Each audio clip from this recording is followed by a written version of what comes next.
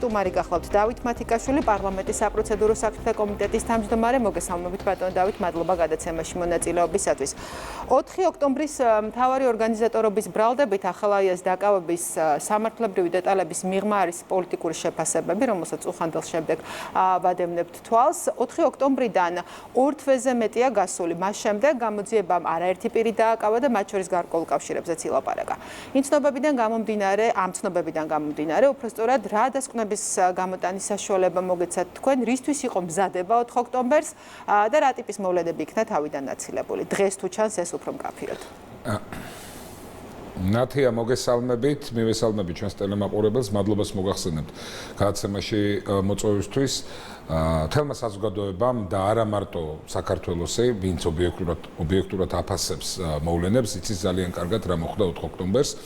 4 ოქტომბერს და ჯერ კიდევ მანამდე იყო დაანონსებული ხელისუფლების ძალადობრივი დამხობა, რაღაც რევოლუციური კომიტეტებიც კი შექმნეს და საზოგადოებას გააცნეს, გახსოვთ ალბათ ყველას ეს ამბავი და 4 ოქტომბერს ეს ძალიან დიდი პროვოკაცია და შეთქმულება საქართველოს წინააღმდეგ ჩავარდა, ისევე როგორც ჩავარდა ნაც მოძრაობის მიერ მანამდე დაგეგმილი არაერთი რევოლუციის მცდელობა, ქვეყნის არევის და ქვეყნის ომში ჩართვის მცდელობები. საბოლოოდ 4 ოქტომბერს გაიმარჯვა ქართველმა ხალხმა და ჩვენ ნახეთ ცალსახად თუ როგორ სამართალდამცავ ორგანოებმა ფილიგრანული სიზუსტით იმოქმედეს, როგორც იმ დღეს, ასევე შემდეგ დღეებში იმ პირთა დაკავების თვალსაზრისით, ვინც იყო უშუალო მონაწილე ამ კონკრეტული ძალადობის. ხა ჩვენ ნათია ბევრ უარგუმენტო და პოლიტიკურად ანგაჟირებულ რაღაც მოსაზრებებს მოვისმენთ და მოვისმინეთ კიდეც, რა შუაშია ერთმანეთთან რა კავშირი აქვს ერთ დაკავებას ერთ სიცხეს სამართლის საქმეს ბაჩო ახალაიასი მეორე სიცხეს სამართლის საქმესთან, რომელიც კორუფციასთან არის მიმართული, ვერავინ ვერ ასაბუთებს, მაგრამ უნდათ რადიკალებს, რომ რა თქმა უნდა ისრების საკუთარი ყოფილი მაღალ ჩინოსტის მიერ სავარაუდოდ ძალიან მძიმე დანაშაულის ჩადენიდან გადაიტანონ სხვაგან და საზოგადოებას აფიქრებინონ ის, რაც სინამდვილეში არ ხდება. სინამდვილეში კი მოხდა შემდეგი რამ, როგორც ამას მაღალი ალბათობით ადასტურებს სამართალდამცავი ორგანოები, იყო კონკრეტული არაერთგზისი კავშირი ბაჩო ახალაიასი იმ პირებთან, ვინც უშუალოდ იღებდნენ მონაწილეობას ძალადობაში და ეს ასეულ ჯერზე მეტ გაგრძელდა ინტერნეტ აპლიკაციების მეშვეობით, პრაქტიკულად ყველა ნაბიჯი რადიკალების და მოძალადეების მიერ 4 ოქტომბრის ღამეს გადადგმული ჩანს, რომ იყო კოორდინირებული სწორედ ბაჩო ახალაიას მიერ, ამიტომ ახლა გასაკვირი ნამდვილად ჩვენი საზოგადოებისთვის ნათია, ვინც 2012 წლამდე მოესწრო იმ კატასტროფას, იმ საშინელებას, რასაც თვითონ ახალაია და ძმანემისტი ჩადიოდნენ ქართველი ხალხის წინააღმდეგ, ეს ამბავი ნამდვილად არ გაკვირვებია.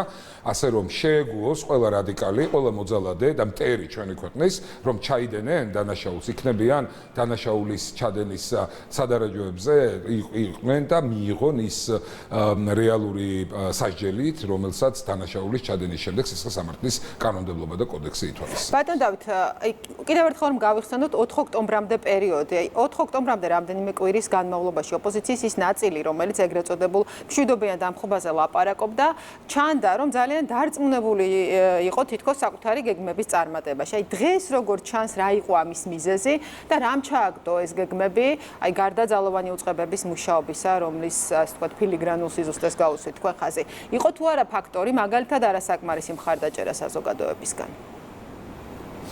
ნუ ჩვენ გავიხსენოთ რა ხდებოდა 4 ოქტომბრამდე, გავიხსენოთ როგორ აანონსებდნენ და გეგმავდნენ შეთქმულებას ჩვენი ქვეყნის წინააღმდეგ, როგორ უნდა დაემხოთ ხელისუფლება, როგორ უნდა ჩაებარებინათ გასაღები პრეზიდენტის სასახლისა და ასე შემდეგ. მეტიც ხო ეს თქვი კიდეც რევკომი შექმნეს პრაქტიკულად, ხალხსაც გამოიყვანეს ადამიანები და ხალხს გააცნეს როგორც რევოლუციური კომიტეტის წევრები, რომელმაც უნდა შეასრულონ აი ეს მზაკრული გეგმა საკუთარი სამშობლოს წინააღმდეგ და ამ ყველაფერში რაღაც გარკვეული გარკვეული იმედები, როგორც ჩანს, ჰქონდათ თვითონ აი ამ ერთ მუჭა რადიკალებს, მაგრამ საბოლოო ჯამში მოხდა ის, რაც მოხდა. რა თქმა უნდა, უპირველეს ყოვლისა, აქ არის ქართველი ხალხის ბრძნული გადაწყვეტილებები და ჩვენი საზოგადოების ძალიან გამოცდილი მიდგომა ესეთი ვიგინდარა რადიკალიზმის მიმართ, რაც ჩვენ ყველამ საკუთარი თვალით ვიხილეთ, იმიტომ რომ ვერ და არ აყვება ქართველი ხალხი ამ ერდროს სადიზმით და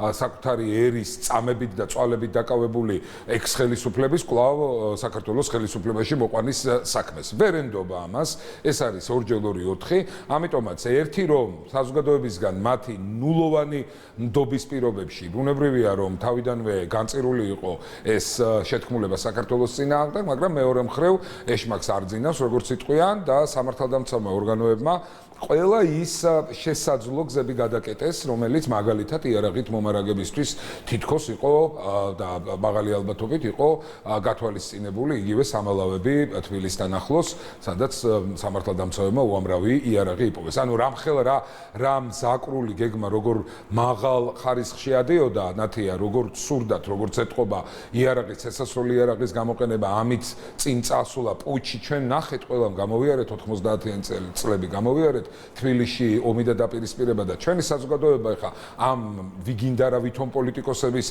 სურვილებს რო არაყვება და საქართველოში მეოთხე კოლონა რო აესეთო მეხუთე კოლონა რო მოქმედებს და სურვილი რო აქვს რომ ჩვენი ქვეყანა უბედურების ცეცხლში გახვიონ ამას რომ ხარს არ დაუჭერს ეს მათ თავიდანვე უნდა ცოდნოდათ თუმცა როგორც ეთყობა მაინც ეს ბოროტის რახვები უვნელებს თვალს ადამიანებს და საბოლოო ჯამში კაცრი და გასაგები პასუხი მათ მიიგეს როგორც ქართული ხალხისგან ვინც ვისგანაც უკვე მე რამდენი არჩევნებია ნაც მოძრაობის ეგრეთ წოდებული პოლიტიკური პარტია იღებს დამარცხებას ასევე რა თქმა უნდა სახელმწიფოსგან რომელმაც სუსტი და კონკრეტული ადგილი მიუჩინა ყველა იმ პირს მათ შორის როგორც ჩანს ბაჩო ახალაიას ჩათვლით ვინც იღებდა მონაწილეობას აი ამ უმძიმეს პარტიაში რომელიც კრახით უნდა დასრულებული თქვენ გაქვთ მოლოდინი რომ შეიძლება კიდევ იყოს ასეთი მცდელობები იმიტომ რომ ხელისუფლება ხშირად უსვამს ხელს ბოლო წლების განმავლობაში ეგრეთ წოდებული რევოლუციის არაერთგზის მცდელობას.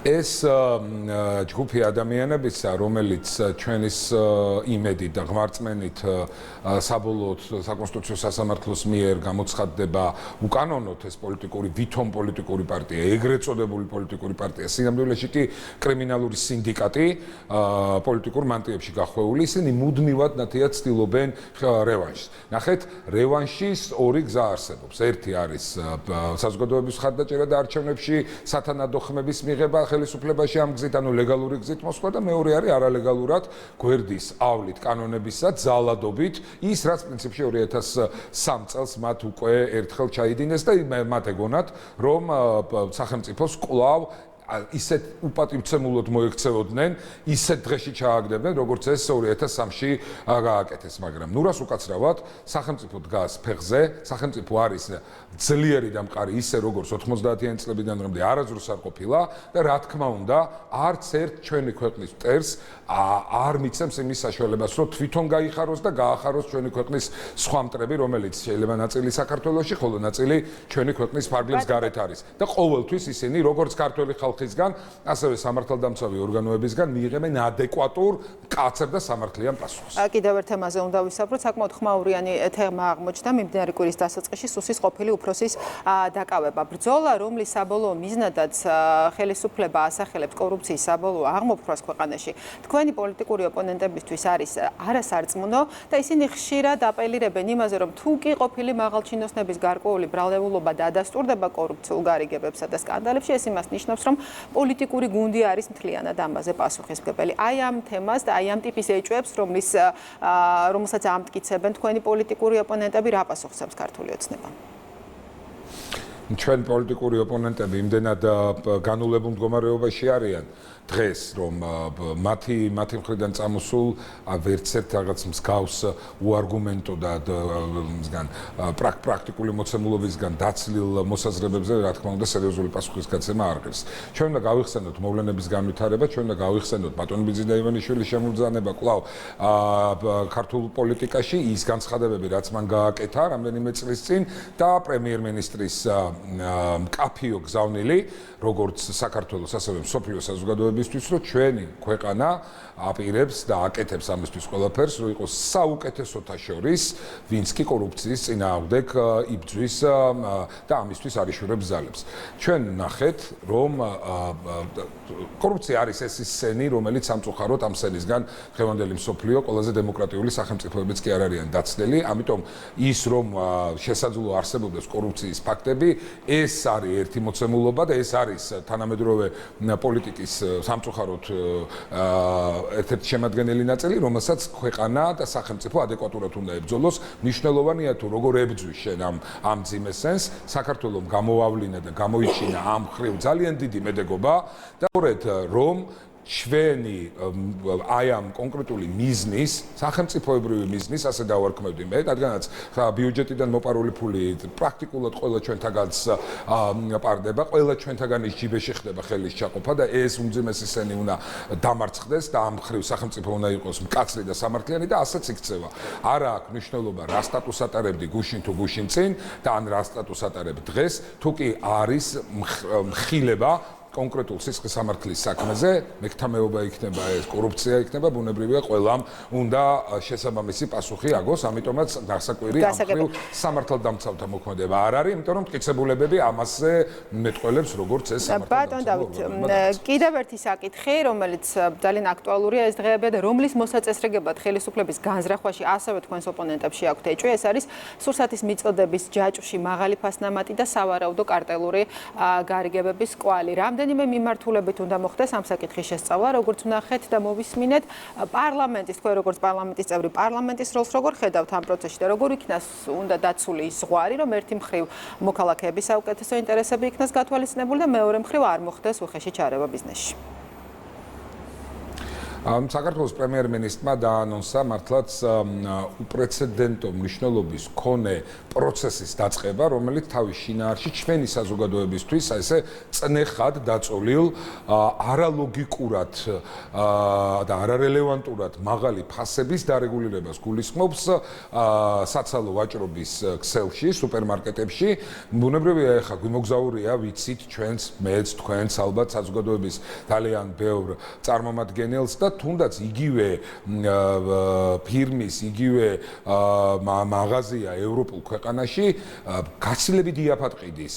პირველადი მოხმარების პროდუქცია იქნება ეს სურსათო თუ ასე შემდეგ, ვიდრე ეს ხდება საქართველოში. ამას ხომ უნდა ქონდეს ლოგიკური ახსნა. ამას აქვს ერთადერთი ახსნა, რომ ის ვინც ქმნის ფას, ის ვინც ადგენს ფასნამატს, სამწუხაროდ ცდილობს რომ ზემოგებები მიიღოს, გადაცდეს იმ საშუალო სტატისტიკურ მოცემულობას, რაც არის ზოგადად დემოკრატიულ სამყაროში მიჩნეული სუპერმარკეტებისთვის ფასის დადგენისა და პირადი გამდიდრების მიზნით აკეთებს ამ ყველაფერს. აქ არის მეორე საკითხი. ჩვენ როგორც ვიცით, სადისტრიბუციო კომპანიებში ნაწილში ასე აქვს ფესვია გადმული რადიკალური ოპოზიციის წარმომადგენლებს თუ მათგან აფილირებულ პირებს. აქ სხვა ეჭვების ბუნებრივია ჩნდება, რომ ხომ არ არის შეგნებულად გაკეთებული გარკვეული ფასები ისე აწეული პირველადი მოხმარების პროდუქციაზე, რომ ამ პროცესმა მაქსიმალური უკმაყოფილება გამოიწვიოს ჩვენ საზოგადოებაში და ბუნებრივია საზოგადოებაში უკმაყოფილება პირველ რიგში მთავრობის მიმართ უკმაყოფილება. არა და მთავრობა აქ პირიქით, აქ იმ როლის შემსრულებელია, რომელიც სწორედ რომ ფასების მარეგულირებელი იქნება. მე როგორც პარლამენტის წევრი, რა თქმა უნდა, მივესალმები იმ პროცესის დაწყებას, რომელიც პრემიერმა დაანონსა. პარლამენტში შეიქმნება აუცილებლად დროებით საგამოძიებო კომისია და დაეყველა, მობრძანდეს აქ, ჩახედოს თვალებში ქართულ საზოგადოებას, აი ეს ადამიანები, რომლებიც ამ საქმით არიან დაკავებული, კერძოდ საბითუმოდან საცალო ვაჭრობაში გადააქვთ კონკრეტული პროდუქცია, თუ როგორც არის ეს ამ ასპექტში და გაცენ საზოგადოებას პასუხი, რატომ არის X პროდუქტი, მაგალითად, არ ვიცი მე, საფრანგეთში თუ გერმანიაში სამჯერ უფრო იაფი და საქართველოში სამჯერ უფრო დიდი მადლობა. ბუნებრივია, რომ ეს წნეხი საზოგადოებას უნდა მოეხსნას. მადლობა ბატონ დავით.